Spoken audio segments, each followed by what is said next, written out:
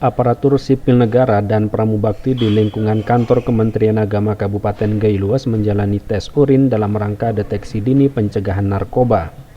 Kepala Kantor Kementerian Agama Kabupaten Gailuas, Saidi Bentara, menyampaikan tes urin dilakukan untuk menindaklanjuti instruksi Presiden dan Menteri Agama Republik Indonesia dan MOU Kantor Wilayah Kementerian Agama Provinsi Aceh sebagai upaya deteksi dini terhadap penyalahgunaan serta peredaran gelap narkoba bagi ASN di Kementerian Agama.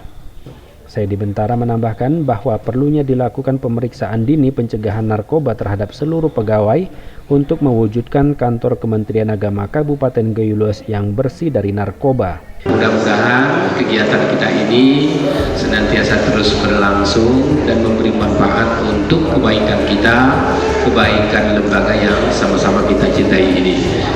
Sementara itu, Kepala BNN Kabupaten Gailuas, Fauzul Iman, menyampaikan terkait dengan implementasi MOU antara Kanwil Kemenak Aceh dan BNN Aceh tentang deteksi dini pencegahan narkoba bagi ASN di lingkungan kantor kementerian, maka dilakukan tes urin bagi ASN di Kabupaten Gailuas.